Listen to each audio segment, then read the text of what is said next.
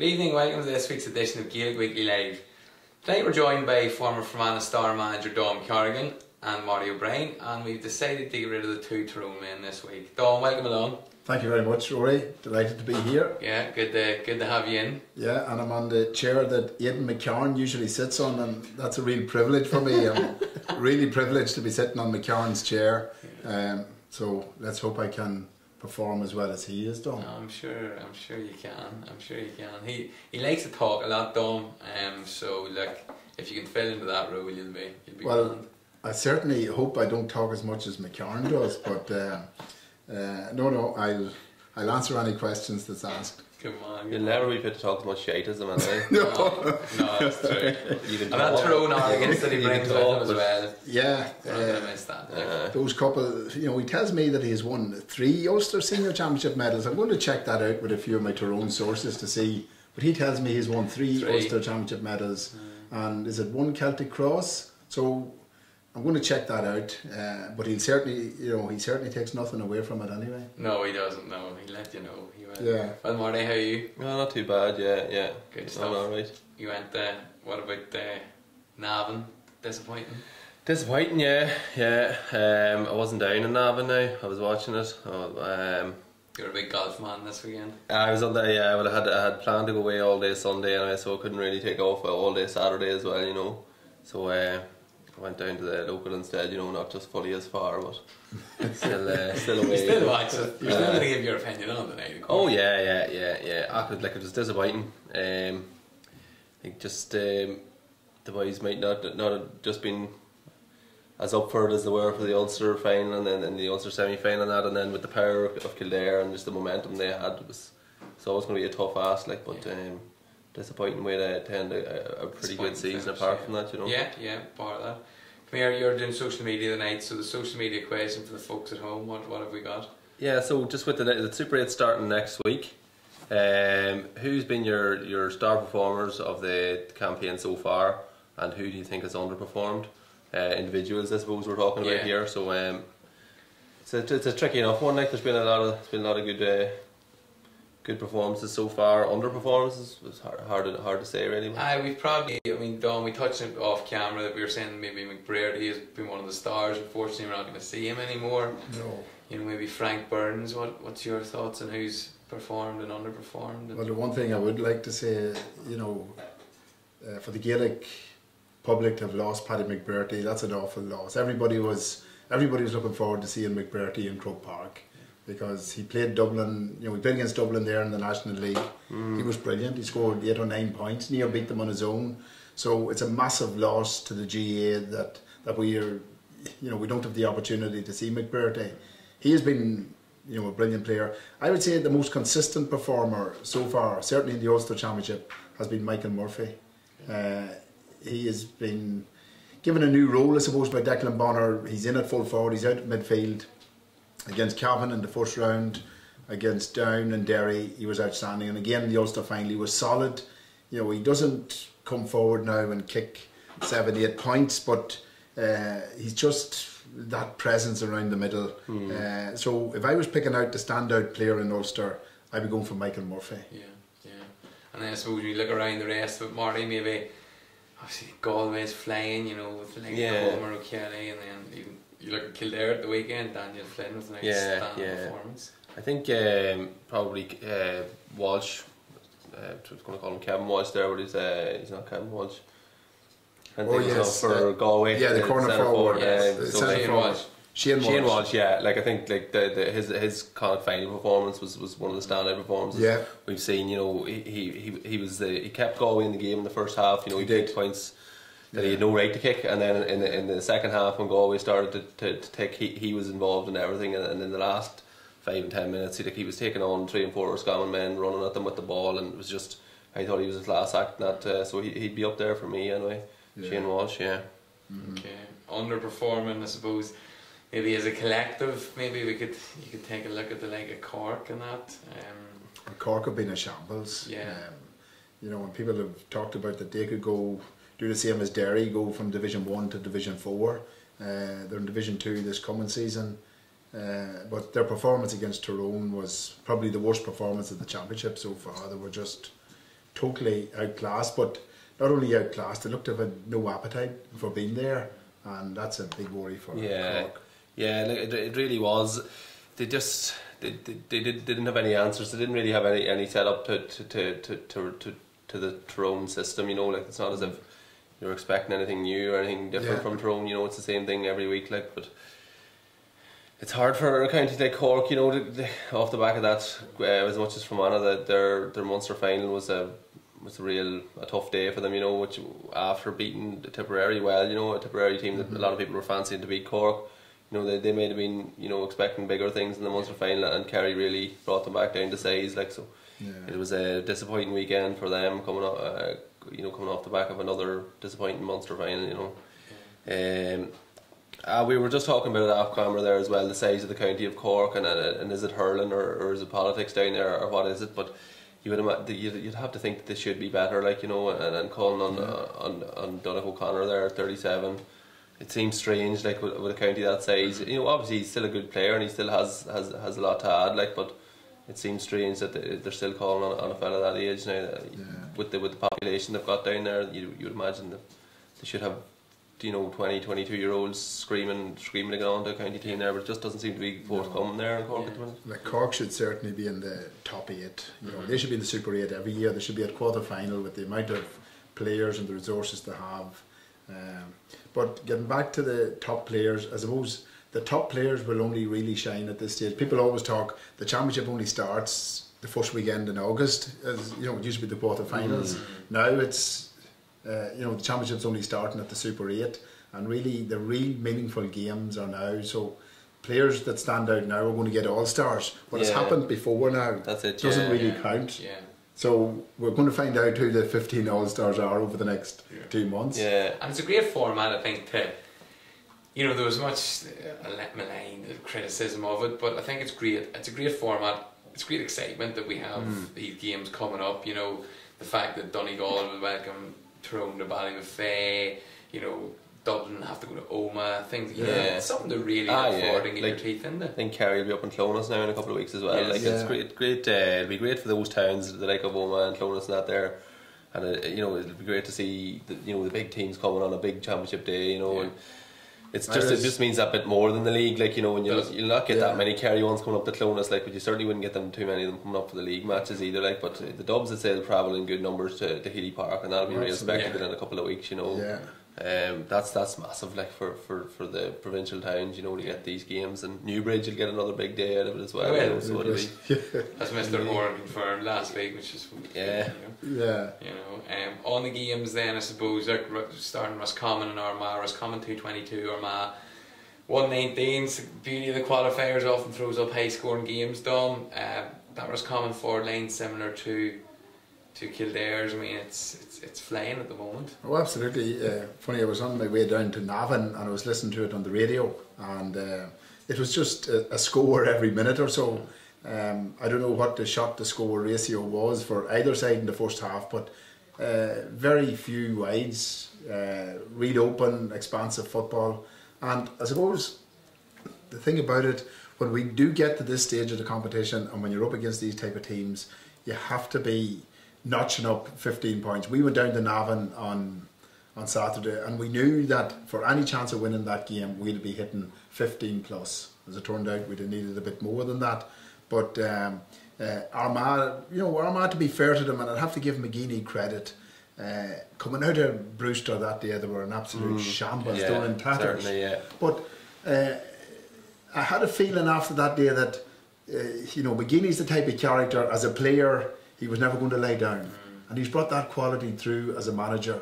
And I'd give him great credit for the way he turned that team around. And on Saturday there, they turned in a massive performances. You know, I think I seen a headline in there's news today. They died with their boots on. You know, which is credit to the players. But I give McGeeney. You know, I know he comes in for a lot of stick. He does. And I know we give some people in the media a fair bit of stick today. I don't think it was you, Marty, or Rory, who's referring to. Possibly Mr. Brawley would have been at the end of it. But no, I feel that you know, that game between Armagh and Roscommon has been billed as one of the best games of the championship.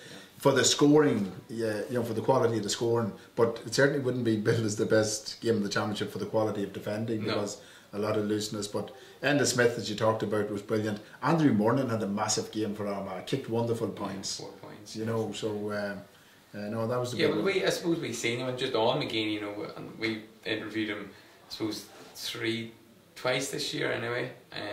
Because Fermanagh and Armagh have come up, and we always find him refreshingly honest. You know, people said, you know, he was honest, he gave you his time, and obviously the results weren't going his way, but Marty, they definitely weren't.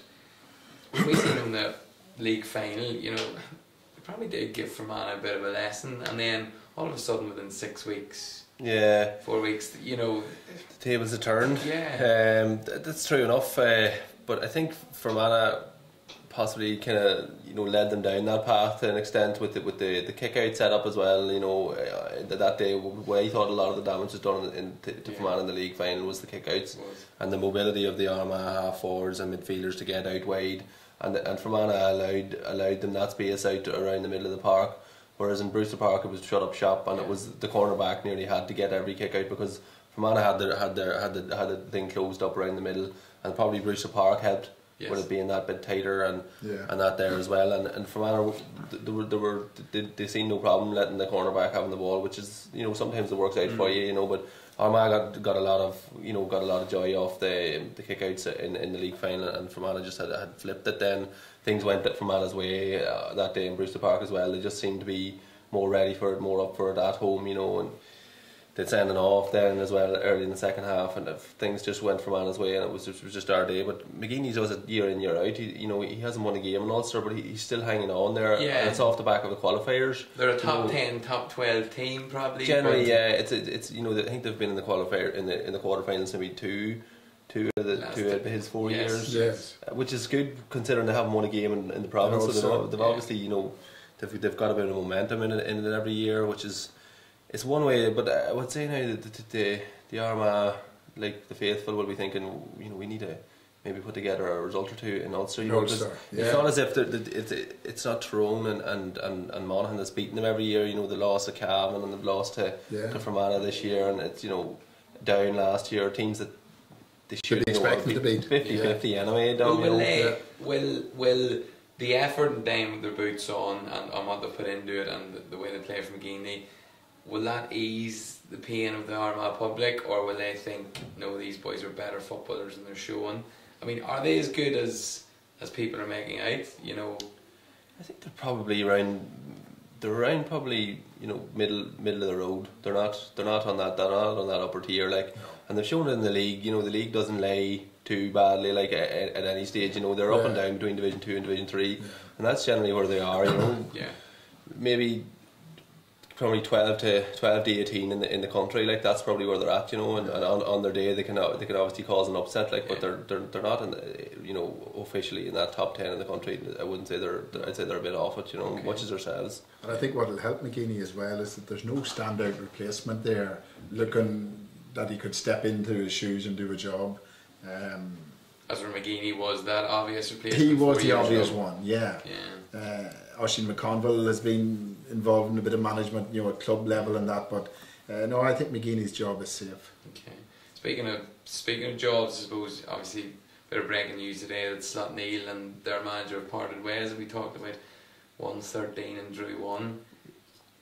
It's like I pressure, Marty, at the top. Definitely is, like these boys they're on a different level. Like their goals are so. They're so high, like, you know, it's an All Ireland or nothing really for this Slot Neil team at this stage, because they've won the Ulsters and they've done that. They don't, I would say, like, they take it or leave it now. If there was a back door, they wouldn't care. It's just an All Ireland. That's like, these boys don't want to let this pass them by. And you know yourself, like in your own career, it's a blink of an eye. Like, whereas some of us we think about a county championship, those boys, that's gone, that's done and dusted. Ulster championships are done and dusted. They have enough of them.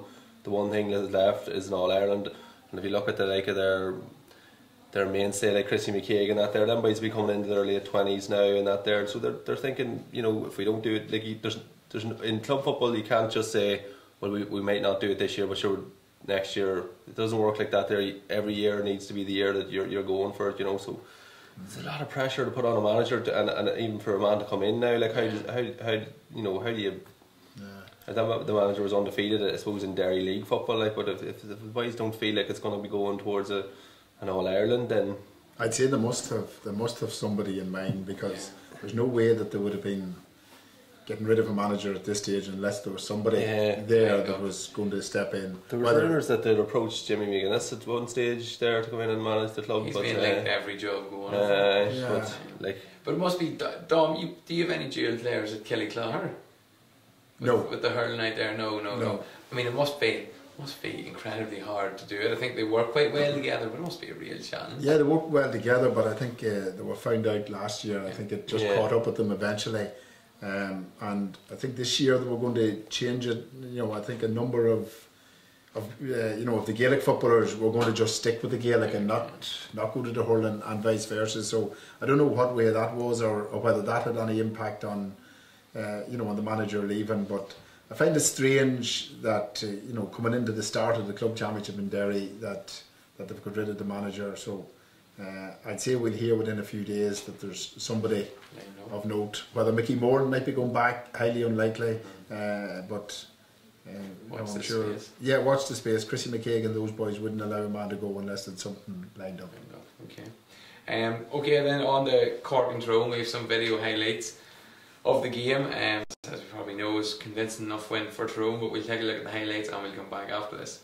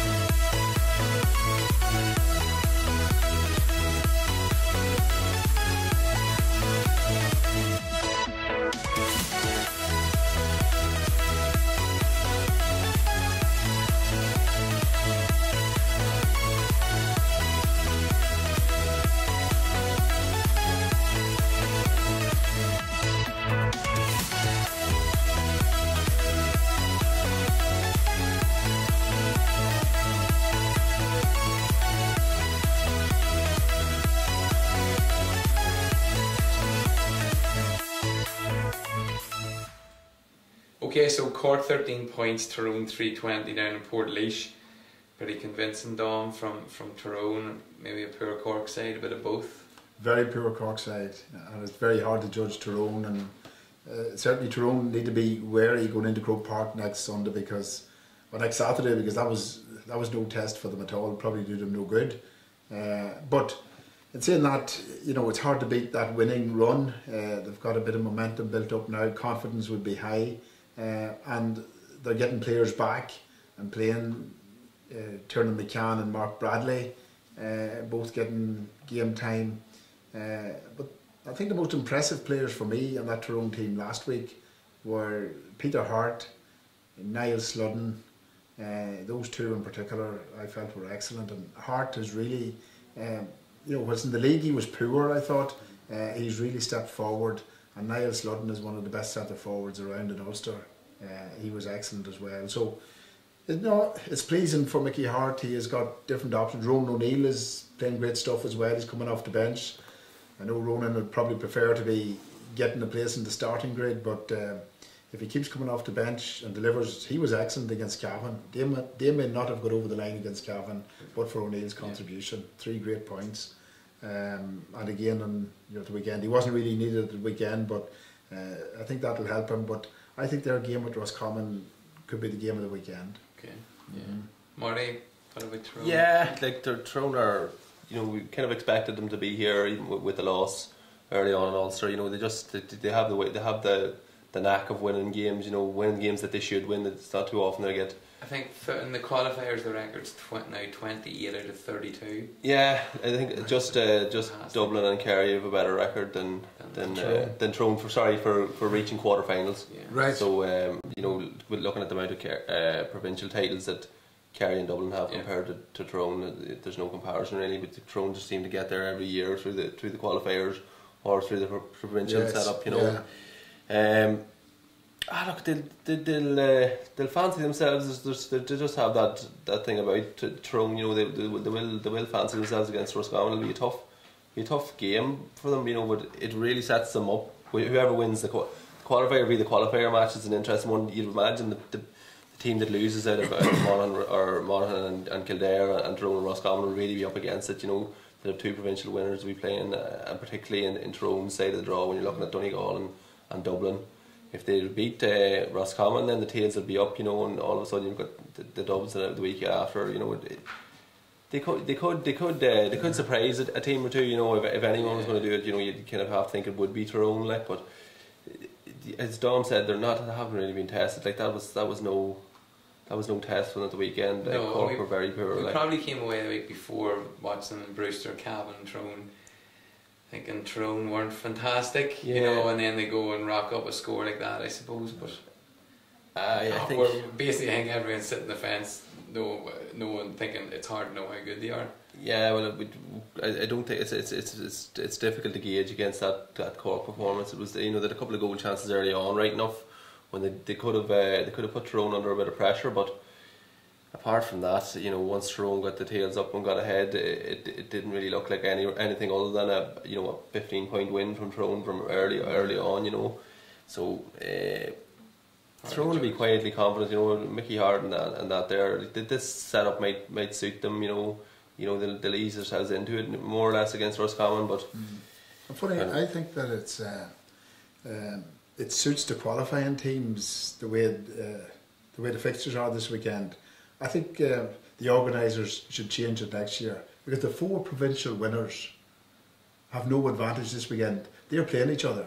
I think the provincial winners should be playing one of the qualifiers at their home ground in the opening match. So, for example, Donegal are playing Dublin. They'll probably lose to Dublin. That's fair, yeah. And they're going to be on a low then going into play. Is it Roscommon in Hyde Park the following week? Yeah.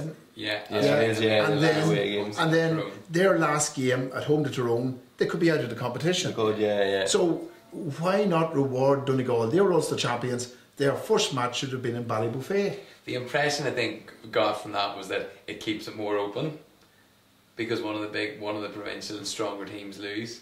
Yeah. That would seem to be the way it is, but you're right, there's no advantage. There's no advantage. It's much better for Monaghan. Yeah. It's much better for Tyrone. Oh, yeah. It's much better, and there's Donegal who won Ulster. They've got the short straw. Yeah. They're playing Dublin. They're going to get beat. Maybe they get beat by 10 points. Yeah. That's it, yeah. So how are they going to lift themselves then after that? Good point. That's a good point, yeah. I'd definitely change it. I would have the four provincial winners home territory for your first match of the qualifiers. Yeah. For the Super 8. Well, speaking of Monaghan, obviously 19 points, Laois 11. I suppose another team that we probably expected to be in the Super 8s and they've got the job done, Marty. Yeah, they have. Yeah, probably not as comfortable as they would have liked against Division 4 opposition in Laois, but I think the Laois goalie may have had one of them days and maybe stopped 5 or 6 one-on-one chances. I didn't see too much of it now. I heard Malachy O'Rourke talking after the match, and I'd say deep down he's delighted to be where he wants to be. If you're in the Super 8s, you can't be too miffed about it. But maybe just to get a wee bit of a stronger performance going into it would be better. But a win's a win at this stage of the competition, But probably closer than they would have liked. Well, they've probably done.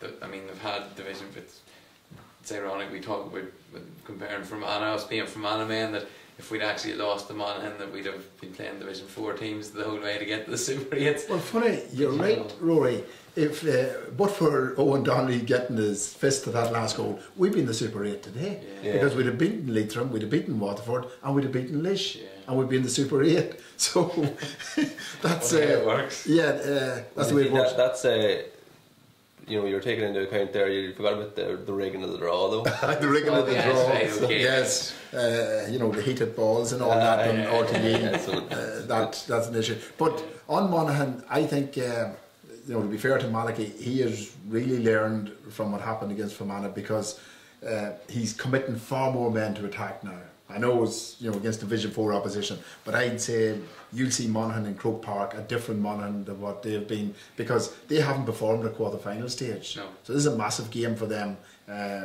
you know, on Sunday. But I think McManus is playing well. Conor McCarthy's in his team. He's playing more forwards now than he did in the National League, or, you know, got found out against Fermanagh, but he certainly learned the lessons, and that's what good managers do.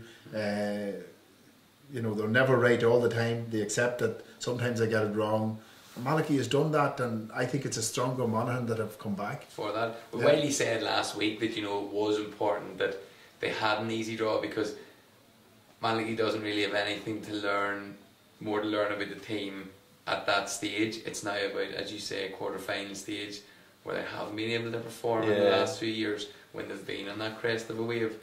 As much as Tyrone, as I was saying about Tyrone, is one team that I did think of whenever I heard of this setup was Monaghan, because of they've got up there, and really the holy grail for them is to get over the line at quarter final stage, and, you know, to win one of them games. You know, what was always about winning one quarter final, now I suppose they've got 3, but it might suit them, you know, and especially their group. It's not as, you know, there is no Dublin in it. You know, Kerry, we were saying before we came on there, we're just not 100% sure how good they are with who they've played so far. And then Galway are a good side with their defensive as well, you know, and Monaghan are, you know, will fancy themselves. You know, I think Galway kicked on maybe in the last 10 minutes against them in the league, but Monaghan were putting it up to them before that. And then they're hard beat at home, are they? Yeah, like that's it. You know, it's a much more even side of the draw that Monaghan are on, and you know, if they can get over Kildare this weekend, they'll fancy themselves to get into that All-Ireland semi-final, which would be a huge thing for Monaghan. It'd be good for Monaghan because they've performed so well this last few years. You know, they've won a couple of Ulster titles, and it really has just been about getting over the line at quarter-final stage.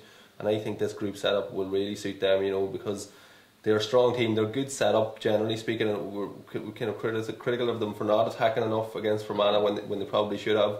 But I think they'll be well set up for this Super 8 setup, and probably could be a dark horse for the semi-final, let's say, Monaghan. Okay. I think so. I agree with that. Yeah. Yeah. Okay. So Monaghan march on. Okay, we have video highlights then of the last game. Then we're going to look at Fermanagh and Kildare in Navan. So we'll take a look at this and we'll come back and analyse it shortly.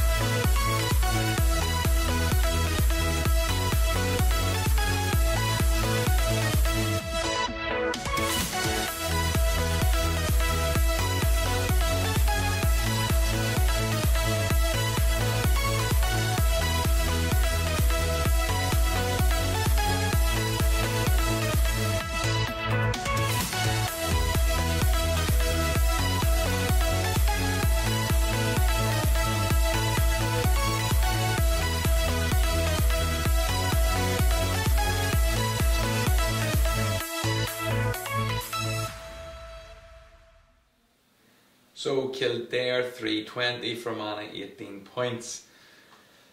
Our second highest score tally of the year, boys. I think we hit 116 against Derry, possibly, that Saturday night.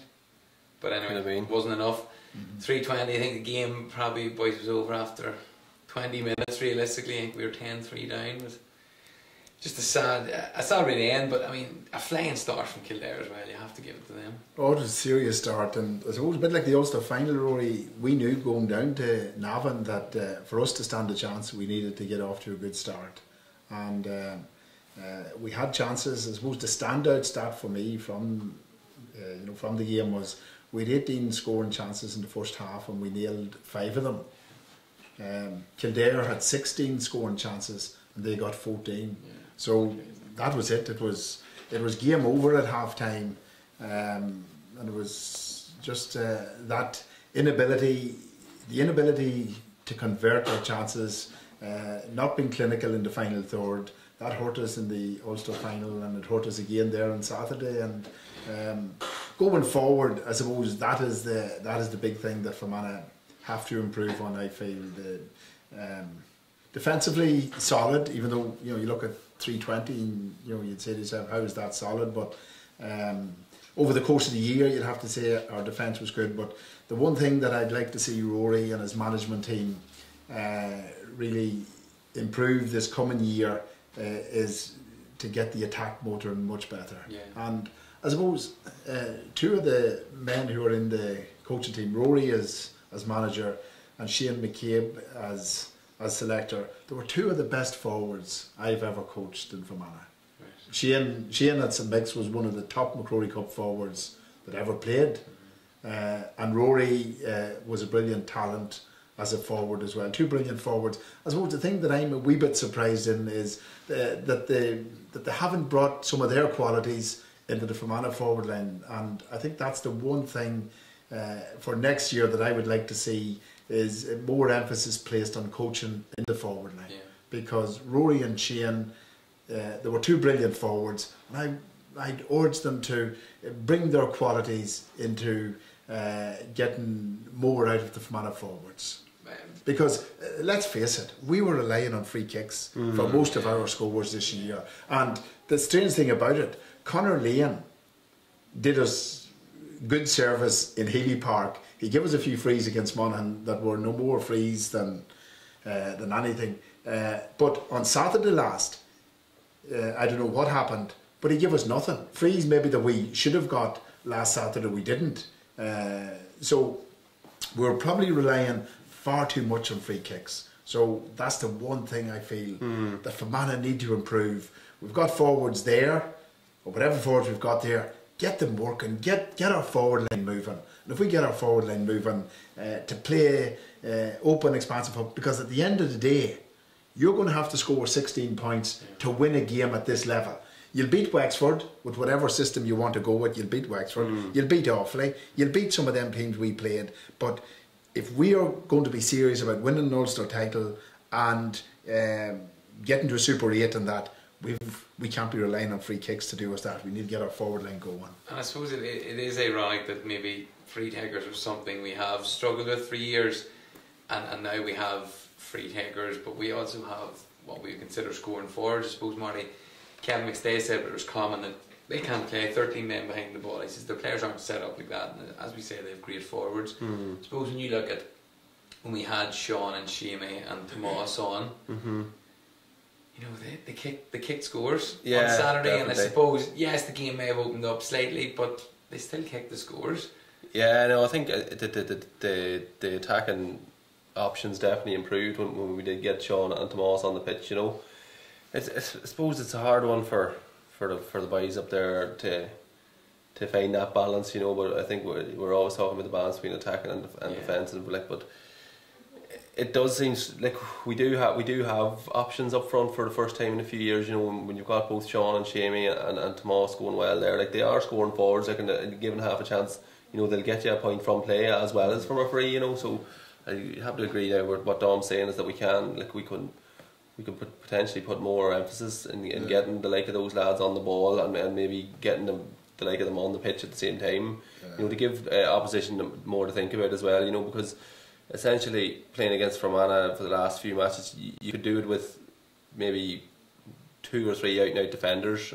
You know, the rest of your team wouldn't necessarily have that much focus on defending, because you know we don't really put the men up front to have to mark. You know, but a disappointing day for the lads, like, you know, and you know, things as Dom said, you know, you needed a good start to get going, and the ball coming off the crossbar, Owen's you know, shot nearly just looped in. You know, if it had went in, you know, and things might have went a wee bit different. But I was impressed with the power of Kildare against Mayo. Like Mayo are a massively powerful team, you know, and Kildare went toe to toe with them, and then in the last 5 and 10 minutes you could see there was Kildare men running out from 2 yards behind their man and winning ball, and they were cleaning up around the middle of the park, and you know, they're really impressive outfit. We were talking about it off camera as well. Their forwards, like, I think there's a lot of them forwards on the Kildare team, and the like of Feely in midfield. Like, them boys could slot into a Dublin team, no problem. Like the like of Flynn and that there, and the Cribbins and that they're powerful. They've got it all. You know, they can run with the ball. They're great fielders of the ball. They're strong. They can kick a point, you know, off both sides. You know, they're serious outfit.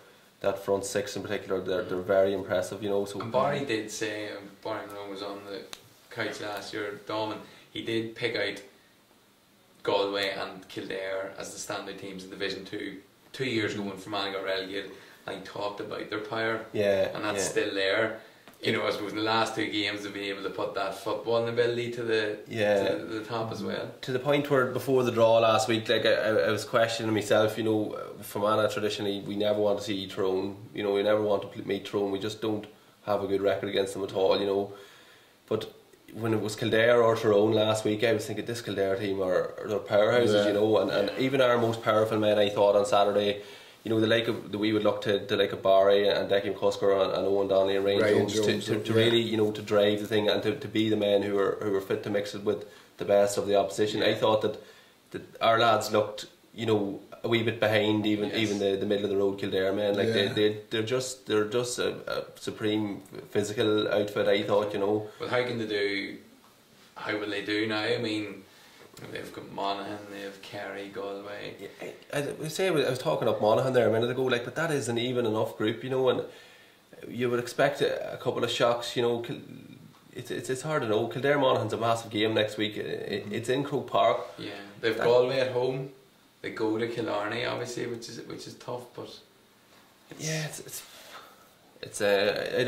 wouldn't rule anyone out, I suppose. I don't think you can. No, at this stage. I suppose, you know, whoever wins between Monaghan and Kildare have a great chance to get the second spot, I feel. So this is a massive game for both of them. But just getting back to the Fermanagh, Barry, I seen Barry going off the pitch on Saturday evening. I'd hope that Barry isn't leaving the county jersey, because I still think Barry Malone has loads to contribute there. What age is Barry?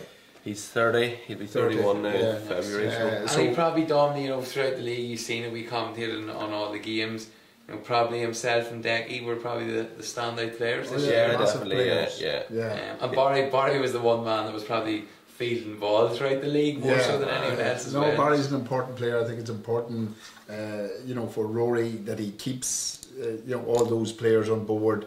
The other one then, Clucker, I think it'd be wrong and remiss of us to let tonight pass without you know, saluting the contribution that Clucker has made to the county. You know, he didn't get any game time this year, but he stuck with it. Helped out the boys. I know, very, very popular and very, very good round the dressing room. And I think he had a party yesterday. It was a retirement party that beat all parties. It started in the corner bar, ended up in McGee's, and I'm retiring from teaching shortly, and I'm going to chat Clucker about that one, because his party seemingly it took out yesterday. It was something else. Oh, it was something else. Went on for 48 hours. Oh, well, that's Clucker's retirement party. So he probably, I'm right in saying, did he probably make his debut when you were involved, possibly? I think he made his debut possibly with Pat King, was it? Okay, right, yeah, Pat King, and then he played under John Maughan. So no, he's been around, he's given massive service, and the thing I admired about him this year was he got no game time, but he still hung in there, and it showed that you know, Clucker was always about the team.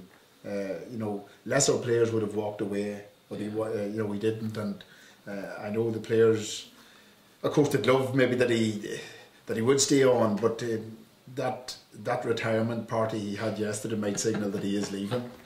Maybe it'll take him a couple of months to recover from it. Yeah, you never know, he might be back. Like, we have a few boys there in the club who might have retired 10 or 12 years ago, but they're still kind of called upon for junior matches. They're still called upon, Marty, but had they a party like Clucker's party? That's a deal. Retire every year. Any comments, Marty? Yeah, we have a few on the performers of the year. Like Kevin McGlynn there has mentioned a few players. Graham Brody, who we mentioned, the Laois goalie there, and Paul Cribben, who also mentioned, who have been great. And he's saying as well that Shane Walsh and Daniel Flynn have been the standout. He reckons the underperformers of the year has been the Mayo backs, and I suppose the Mayo backs, or the Mayo team in general, is probably an underperformance for them, but probably something that's been coming, maybe. Well, to be fair to Mayo, they've been to the well so often, and it was inevitable that it was going to come to a stop. Now, they'd have been hoping to get past Kildare. Probably, if they had to get Kildare and Croke Park, they would still be here. But I think, you know, the break will help Mayo. I think Mayo could come back stronger next year. Yeah. They could. I think like that. There's a lot of boys need a break, and that you know, they're not old men. Like Aidan O'Shea and Killian O'Connor. They seem like they've been about forever, but they're not old men. Like, you know, they're mid-20s. Is Stephen Rochford staying on? I wonder, Marty. I haven't heard anything to the contrary. Would you thought? Third year, thought maybe. And funny, there was talk way back in June time there that it would be a job that would interest Jim McGuinness. Yes. You know, that Jim would look on it maybe as a challenge that he would like to go for. There's rumours going around that the new Saudi owners of Galway United were looking for Jim McGuinness there too. Like, so he is in for that. Between Slot Neil and Galway United. He could end up with Slot Neil. He could end up with Slot Neil. Mark Allen says he's glad to see you got a new pair of jeans, Raf. Thanks very much, Mark. Lorcan Love here wants to know what Dom thinks of the new track at SME. Plenty of winter running, he thinks. Yeah, plenty of winter running, but just tell Lorcan that the hills are still there as well. So I'm not that fond of the flats. I'm more interested in the hills. That's the job, I leave the flats for Francie Shaw. That's it. Good stuff. Niall Jib Donnelly now, who normally is in the seat beside me, he said it's been well documented Peter McGinnity didn't select me, as in Niall Jib Donnelly, on the McCrory Cup panel. Does Dom think that Peter made the right call?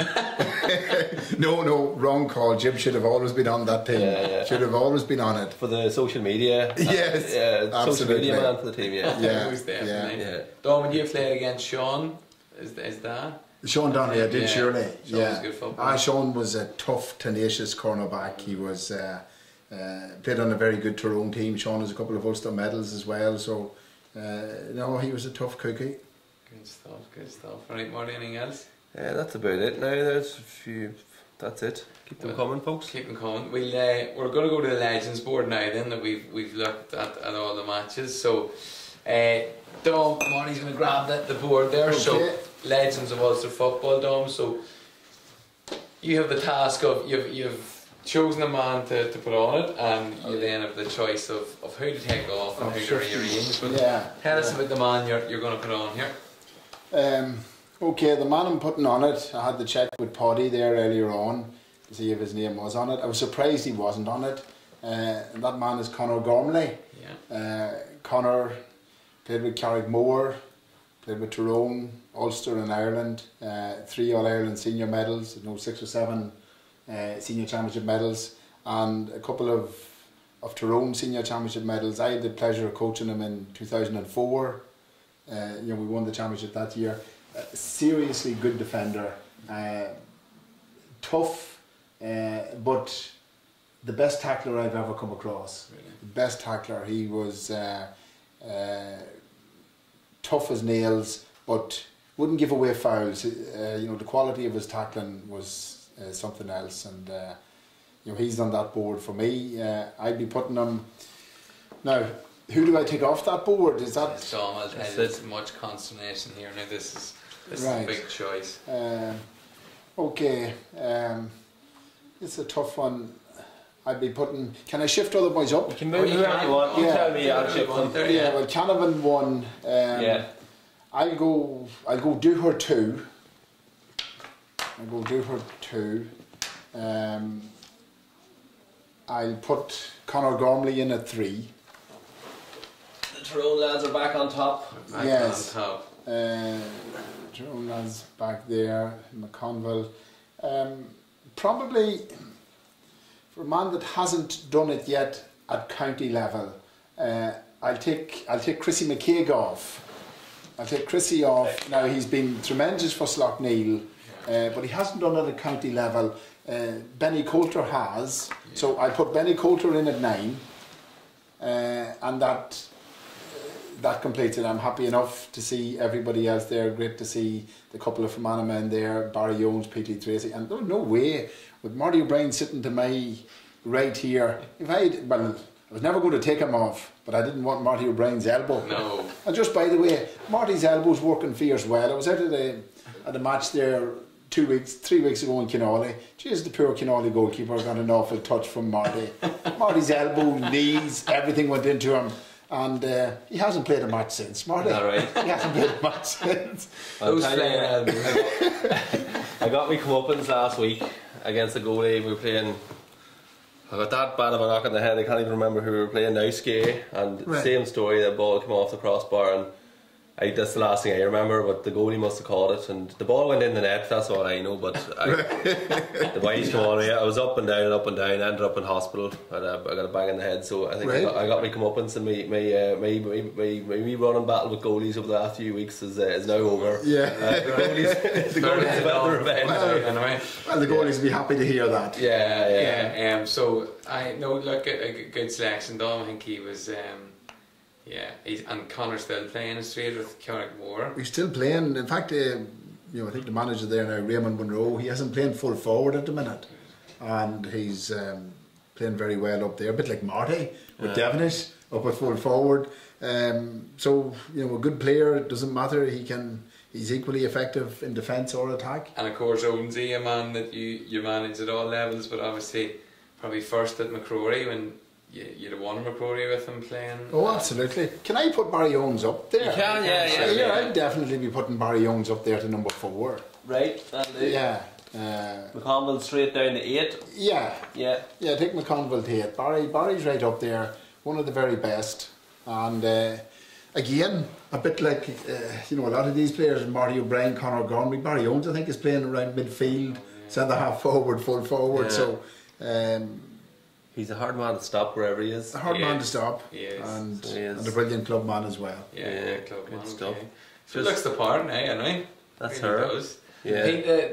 Mick Higgins was the Cavan men came in as brazen as they usually are and took Pete the Great off the top, and I have to say whether Fermanagh Tyrone divide or not, I don't think anyone really agreed with Pete not being at number 1, so he was put back up towards the top. He's a hard man to look past there. So he is. He's stayed there.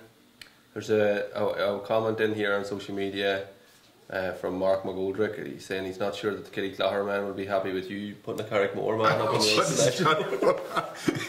the well, Conor, I think all clubs in Tyrone would respect Conor, and I know where you're coming from, Mark. Mark's a Dromore man. I'm not too sure that those young men in Dromore would be putting Conor Gormley up, but. No, I think Gormley's there on merit, Mark, and we'll have him up there. He definitely is. Sure. When you're back in next year, it'll be Sparky Bradley or something. It'll be Sparky or some of those boys, but it depends. They have to do the business for me later on in the championship. That's it. Later on the championship. So Dom, I suppose to get your call in on Ireland and well, who do you think's going to go through in each group in the Super 8s? The Super 8s. Again, I think it's unfair on the provincial, especially Donegal. I think they've thrown the short straw on it. But I expect Dublin to go through as winners of their section. I go with Tyrone to go through with them. Okay. And in the other section, I'm going for Kerry and Monaghan. Okay. Kerry and Monaghan, yeah. I'm still not 100% sure with this Kerry team. They've played Clare and they've played Cork, and both of them just are not up to that level. So Kerry have played nothing. How good are they? We'll find out against Galway, and by God they'll get, as you said there earlier, Marty, they're going to get some test up in Clonus, because Monaghan will love that one. Yeah. You know, I'm saying Kerry, but you know, the jury is still out on them. It is, yeah. The jury is out on them. You don't fancy Galway then? No, I don't. I know people are talking about Galway. I think Kerry will probably beat them this weekend, and then they'll be going into the last game with Monaghan, then needing to win it. And I just think Monaghan. I think Monaghan will have enough to get by, and I think Kerry will edge it. And but you see, the results this weekend are massively important. Yeah, the winners this weekend. The winners this weekend are going to get great momentum, and the losers this weekend could fall by the wayside. Yeah. It'll just be very interesting to see what happens to 4 losers this weekend. Do they, you know, can they regroup and get back into it? Yeah, it's interesting. It's very interesting yes. now set up now. Yeah. And I think what you're saying is full right. This first weekend is massive, like it's massive, you know. Yeah. And I never thought about it in terms of what you were saying, is that there is no advantage for the provincial winners because it's provincial winners against provincial winners. It's a great point that. Why could they not play in the last match? Yeah, yeah. You know, and nobody, I haven't heard anyone until you, Dom, highlight it. Yeah, yeah. You know Donegal were complaining about their 2 away games before that, but it's the fact that there is no advantage being a provincial winner because you're playing a provincial winner. You're playing a provincial winner. Like, it would be much better for the for Donegal this weekend to be playing Roscommon and Ballybuffet. Yeah. Oh yeah. Wouldn't it be? Yeah. That would be the one for them. Yeah. And you know, it would be a reward for them winning Ulster. Yeah, exactly. Yeah, exactly. Who's going to win the Ireland, boys? So that's the question, Dom. Well, everybody's saying Dublin. I'm going to run with Kerry. I think I picked Kerry at the start of the Yeah, year. I was thinking Kerry might do it this year as well. But it's hard to know. Like, there's a few of them a bit green now. There's a few lads in their first year, like, and cut and thrust now up in Coke Park. Will be interesting to see how they get on. But it is hard to look past these dubs. But of course, I don't like. They're not fully as you know, outstanding looking as they have been. I think this will be interesting. Like, they're obviously a great side. They've done the business on several occasions now, 4 occasions now. But the Super 8s are really going to throw it up because they are coming up against better teams, you know, on 3 occasions without having to, you know, coast through one game. Yes, yeah. I suppose the big test for Dublin will be if Tyrone beat Roscommon this weekend.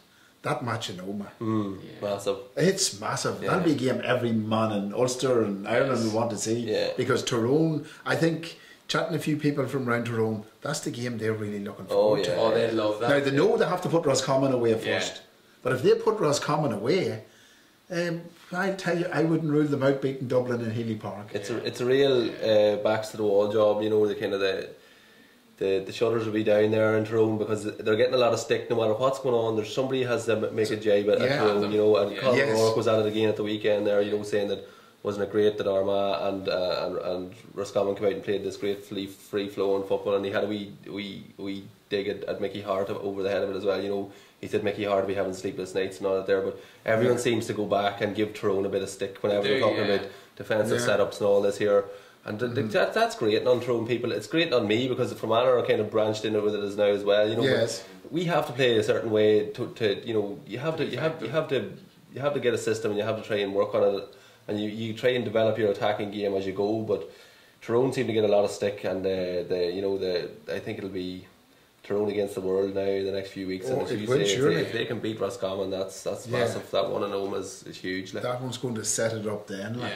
So it's great. It's made to look forward to. Yeah, definitely. So okay, Marty, anything else from home or? So what have we got? Who trains the least, Liam MacDonald or Declan Leonard? For you, Don. There's some. Liam MacDonald and Declan Leonard. Oh, that's a joint award there. I'm giving that a joint award. Yeah, good enough. And then have we anyone to keep an eye on as potential newcomers to a Fermanagh squad next year or in the coming years? That's probably this is the main man to know. It's brought so much success at school level, but There's probably a few in the background, like maybe Jack McCann, Alton Kellam, young lads that are being involved in the squad. I think those lads, and to be fair to Rory, he has done a good job. He's kept those boys on board this year. Probably hadn't much intention of using them this year, but he's thinking ahead to next year. I think Alton Kellam will be very useful in that defence. Jack McCann, Lorcan McStraffic as well. You know, he got a bad injury there playing with the under-20s. Yeah. The other player who I'd like to see in it, and I know he left the panel earlier on the year, was Eddie Courtney. I don't think we can afford to be without. And I know Eddie, I'd love to see Eddie, especially with the role that Rory, well, with the template that we were going with. Eddie Courtney's a great ball carrier, from deep. And you know, he's the type of player that could be used in that system. So I'd like to see Eddie coming back. I think we have to, we're a small county, we need to keep our 20, 25, 30, whatever it is, our best footballers, keep them all in there. Rory's done a great job, he's everybody there on board. Eddie is one that I'd like to see come back. Okay. Yeah. Okay. Marty? Good stuff, yeah. What's your thoughts on that from coming through? Knocking about the Division 1 and 2, of course. Yeah, it's hard to know. I suppose the few lads you mentioned, like that there, Lorcan McStraffic is one man who did impress me, you know, from playing against him in the first few matches, you know, and he's a boy that will kick on, I think, and he'll make a top quality forward for Fermanagh in the next few years. Probably a couple of, you look at Derek O'Neill, you know, like Gary McKenna there seems to be flying for them. A couple of the McGullion lads, maybe, you know, they're doing well. Stephen and Shane, will they get their chance? That's it, yeah. There's bound to be a few lads coming out of that Gales team now that'll be coming strong in the next few years as well. Like I was chatting to Sean Dock about it. He seems to think that under-20 team this year had a lot of players that will transition, you know, into the senior team, no problem. He thinks there's good quality there, you know. So over the next few years, I'd imagine we should see a new wave of young fellas coming, you know, hopefully. Good. And that's important. Like, and you know, to be fair, Rory has a good opportunity now to, you know, he was appointed fairly late last year, so I think maybe only got to a couple of championship matches, but this year he's in place. He'd be trawling the county as he did last year as well, but you know, he'd have a better opportunity now to look at what's out there, and I'm sure with the championship coming up, and there's great excitement now with the intermediate, senior and junior championships coming up, there'll always be one or two players that will step forward that we haven't talked about up to now, and it's a great, and I think the other big positive about this year for Fermanagh, it's been a great year getting to the Ulster final. You'll have young boys now looking to play for the county. Look at Cork, those boys don't want to play for Cork. That's it, Whereas Fermanagh, we have boys now that are mad to get the jersey at any level, let it be minor, senior or under 20s. So that's the big thing about this year. It has really got everybody wanting to play for the county again, and that's massive. Yeah, that's great. Yeah, good stuff. Fergal Sherry here, just the final comment says, get Dom in every week. Yeah, fair. Yeah. Thanks, Fergal. No bother, Dom. Good man, Sherry. Okay, let me end that, Dom. There's a wee bottle of vino you can bring home, and thanks for coming in. All right. Thank you. It's been a pleasure to be here with two legends, Rory on my left and Marty on my right. Good man, Dom. Right, cheers, Dom. Best luck with Kelly Clare, and enjoy your summer off as well, of course. Thank you. Thank you very much. Marty, I'll see you next week. That's it, Rory. Talk to you next week. Alright, folks, look, that's it. Pleasure having Dom in to get his wisdom on all things GAA. Commiserations to Fermanagh, of course, but we look forward to a big year next year and a good home club championship. Best of luck to all the Super 8s teams, I suppose, in particular our neighbours in Tyrone, Monaghan and Donegal, and we'll be back next Monday to wrap up the first round of the Super 8s. Have a good evening. Good night.